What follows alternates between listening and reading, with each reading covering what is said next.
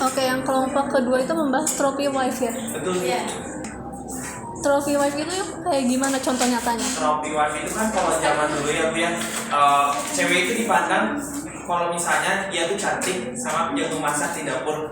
Nah kalau zaman sekarang itu ada labelnya namanya trophy wife, tapi bukan tentang cantik dan jago masak aja, tapi juga punya keahlian khusus kayak mengedukasi anaknya, terus juga di belakang juga mengelola bisnis dan sebagainya. Jadi orang-orang Jaksel itu mengidentifikasinya dengan sebutan trophy wife. Awalnya di Jaksel sih Bu, cuma jadi menjamur gitu. Jadi trophy wife jadi kayak bahasa gaulnya anak zaman. Ada contoh Ada ya gitu.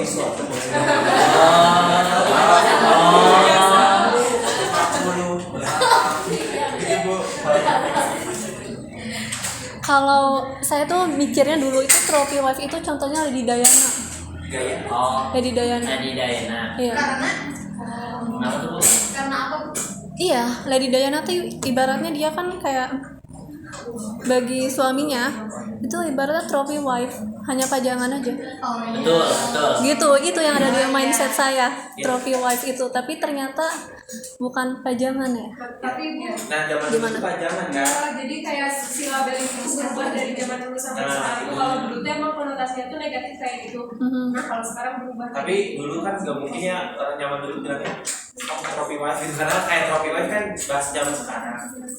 Oke. Tapi sedefinisi gue sama itu, cuman itu di definisi yang zaman dulu. Kalau trophy wife itu seperti itu, kalau sekarang berubah. Oke. High value woman lah ya.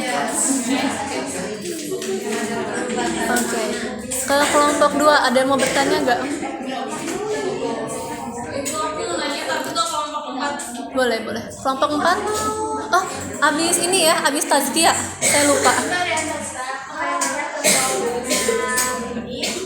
Yang ada di pertanyaan pertanyaan bagaimana ini memikirkan merupakan sesuatu.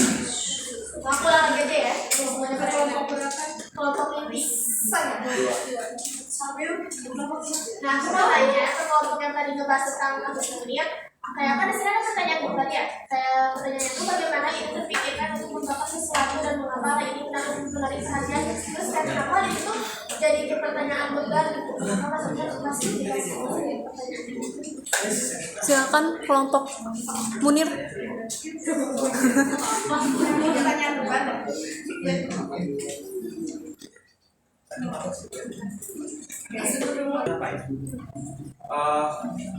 Bisa disebut kalau misalnya pertanyaan beban tuh bisa disebut gak sih kalau misalnya pewawancaranya tuh tahu track record jeleknya secara sumber itu di mana, terus dia bertanya gitu. Nah itu kan bisa jadi salah satu pikiran beban yang mungkin bisa mengganggu psikologis dari narasumber tersebut.